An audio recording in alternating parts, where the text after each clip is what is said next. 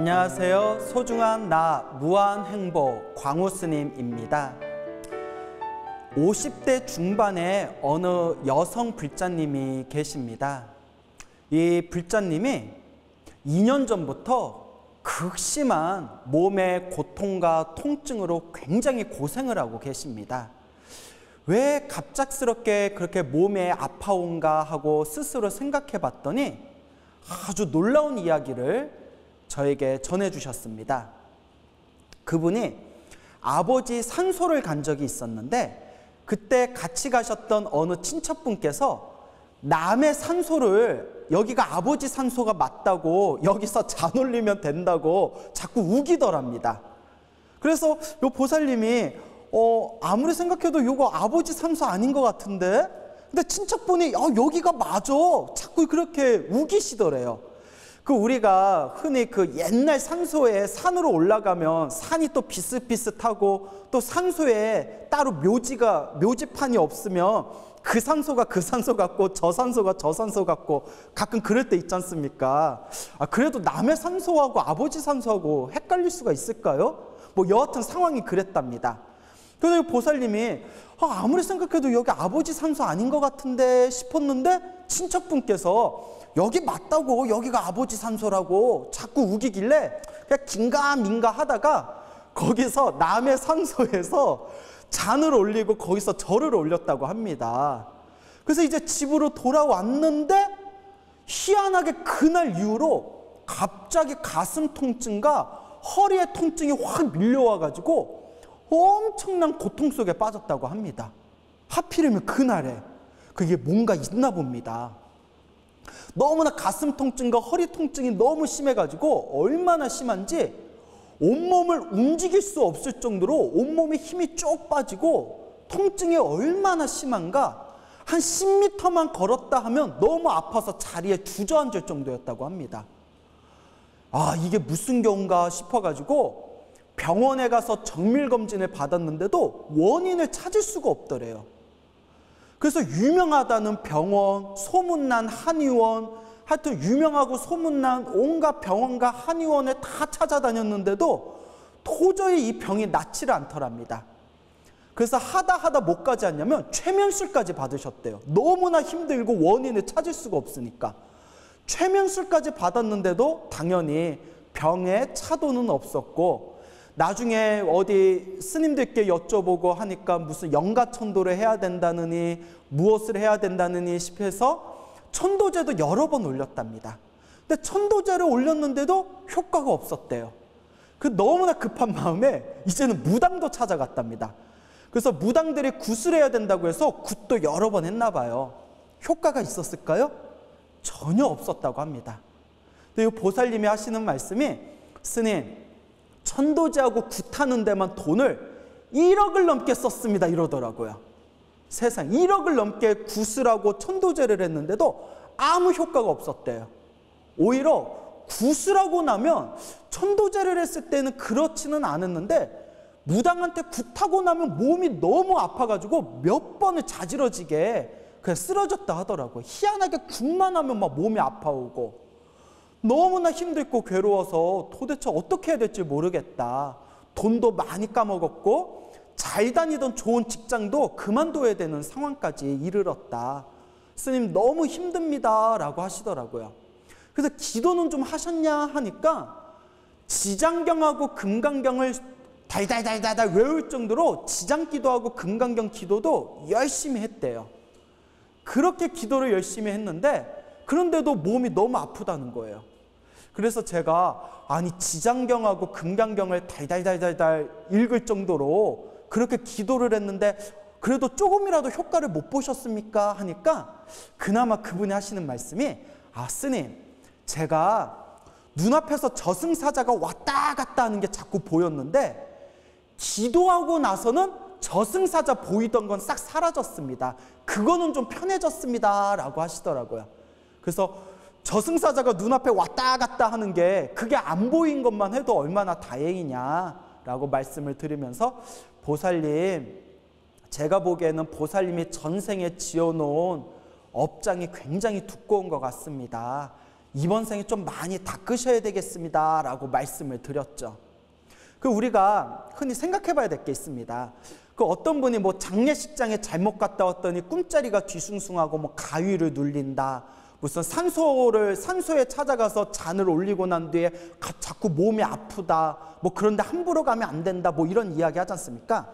그것도 꼭 맞는 얘기는 아닙니다. 왜냐? 아니, 똑같이 장례식장 갔는데 왜 누구는 아프고 누구는 안 아픕니까? 똑같이 산소에 가서 잔 올리고 절했는데 왜 누구는 아프고 누구는 안 아픕니까?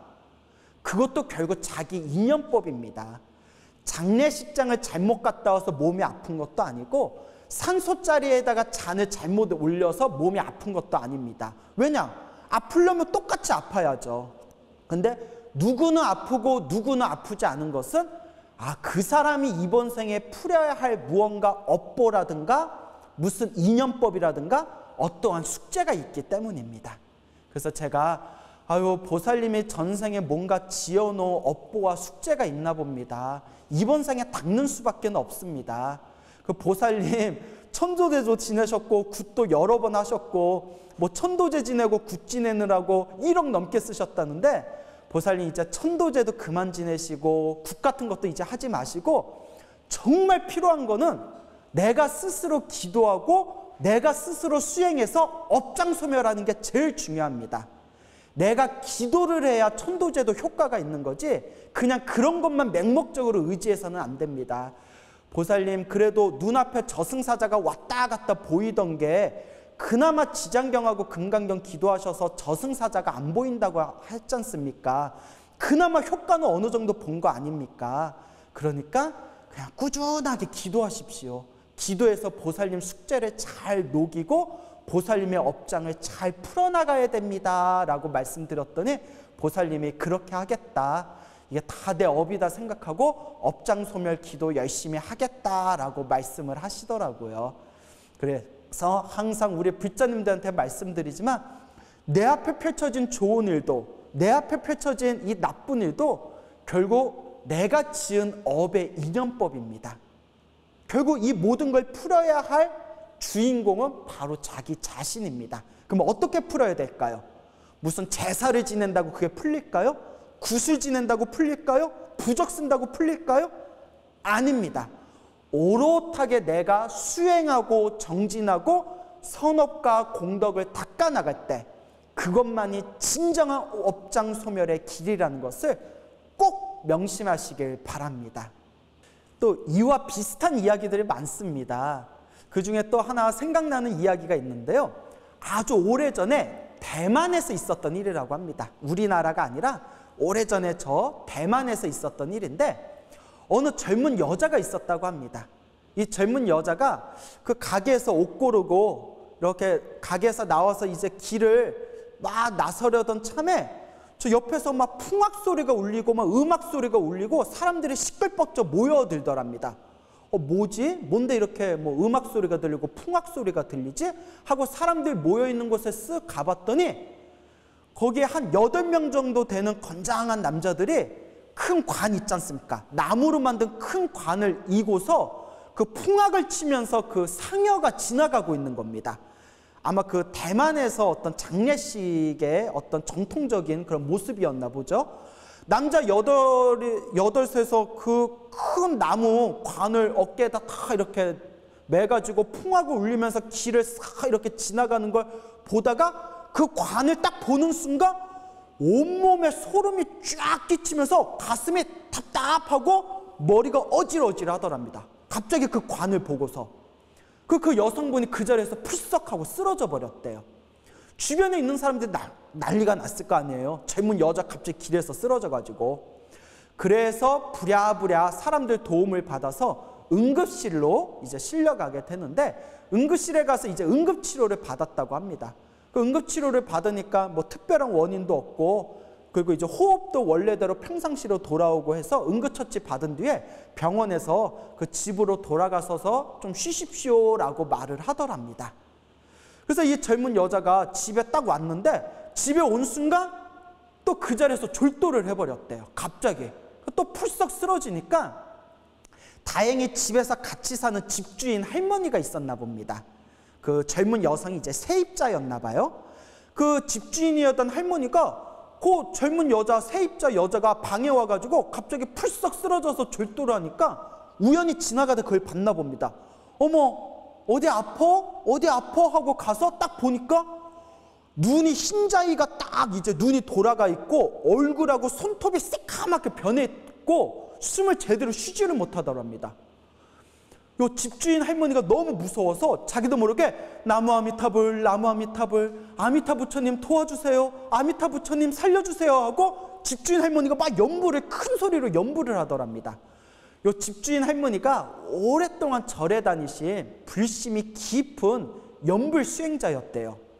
그러니까 요 할머니가 어쩔 줄 모르고 이거 어떻게 아미타 부처님 살려주세요, 도와주세요 하고 외치고 있으니까 집에서 막 연불 소리가 크게 나니까 그 주변에 있던 이웃들이 무슨 일이 생겼나? 왜 그러지? 하고 이웃들이 막 그 방으로 모여들었답니다. 보니까 그 젊은 여자가 흰자위로 눈이 돌아가 있고 얼굴하고 손톱이 새까맣게 변해 있고 집주인 할머니가 아미타불 아미타불 연부를 있으니까 사람들이, 이웃들이 놀래가지고 빨리 병원에 데려가자, 병원차를 불러라, 남편한테 빨리 연락해봐라, 남편 회사에 연락해서 남편도 빨리 불러라, 왁자지껄하고 있을 때 계속 집주인 할머니가 나무 아미타불, 나무 아미타불 연부라는 그 사이에 점점 눈이 정상으로 돌아오고 얼굴도 다시 뻘겋게 혈색이 돌아오고 손톱의 시커먼 기운도 점점 사라지더랍니다. 그리고 숨이 툭 하고 터지더래요.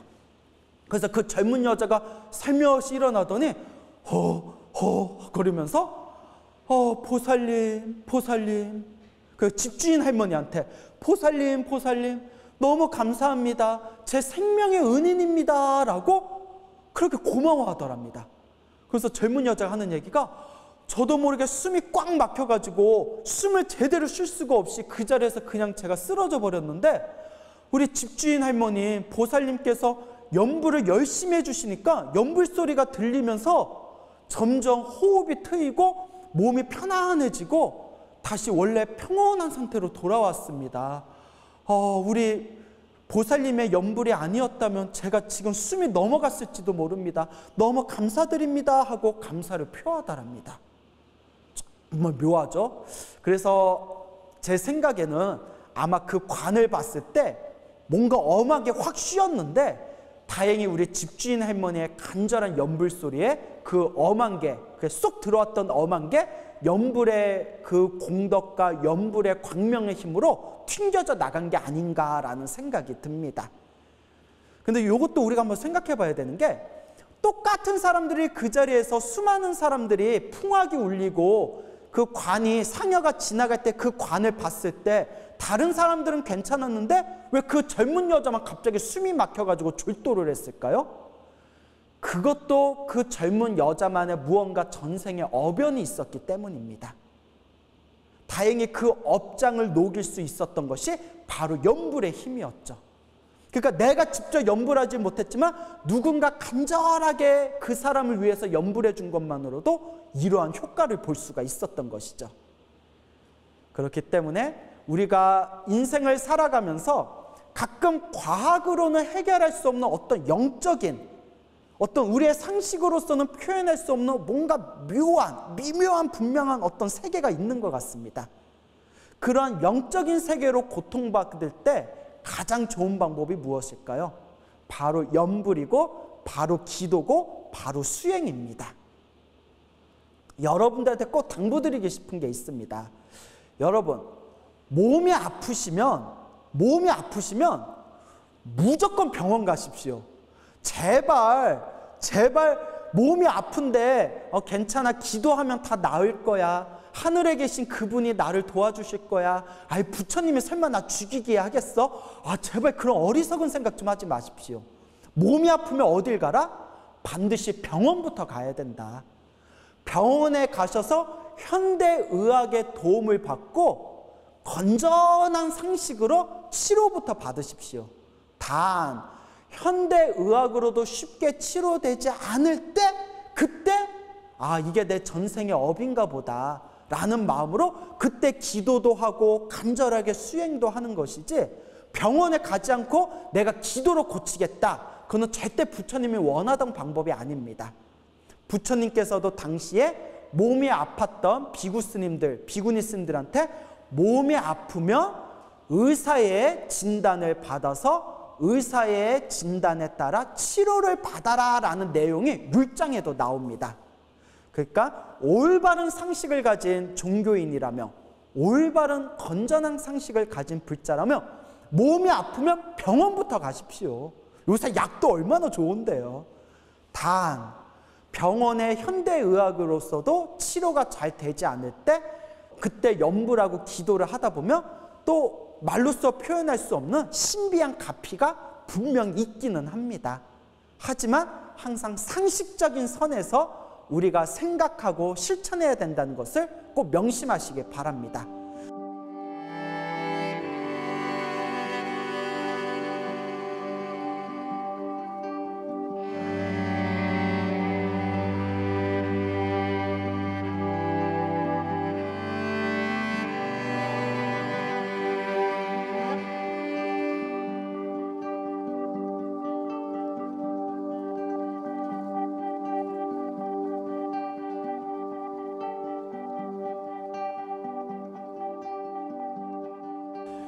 부처님의 가르침은 굉장히 심오하고 위대합니다. 부처님의 심오한 가르침에 깊이 들어가게 됐을 때 부처님께서 우리들에게 정말 하시고 싶었던 말씀은 과연 무엇이었을까? 나한테 공양을 많이 올리고 나한테 많이 바치면 너희들이 부자가 되고 너희들 살아가는 게 다 저절로 풀리고 너희들은 다 행복해지게 될 것이다. 과연 그런 게 부처님의 진정한 뜻이었을까요? 아닙니다. 부처님의 심오한 가르침에 깊이 들어갔을 때 우리가 얻을 수 있는 결론은 결국 딱 하나입니다. 수행해라. 수행한다고 갑자기 나쁜 일이 사라지고 좋은 일이 생기는 건 아닙니다. 수행한다고 여러분이 원하는 욕망이 가득한 쾌락적인 그런 소원들이 성취되는 게 아닙니다. 부처님께서 말씀하시는 수행의 진정한 묘미는 마음을 닦는 것입니다. 이 마음을 닦음으로써 우리도 깨달음을 얻을 수 있다는 것, 우리도 부처가 될 수 있다는 것, 결국 모든 중생이 다 같이 성불하는 게 진정한 부처님의 가르침입니다. 근데 우리 절에 다니는 수많은 불자님들은 성불하기 위해서, 깨달음을 얻기 위해서, 마음을 닦기 위해서 절에 다니는 것보다는 우리 집안 잘 되게 해주세요. 우리 가족 잘 되게 해주세요. 우리 남편 사업 잘 되게 해주세요. 우리 부자 되게 해주세요. 그런 세속적이고 욕망적이고 쾌락이 가득한 그러한 소원을 성취하기 위해서 절에 다니는 분들이 너무나 많은 것 같습니다.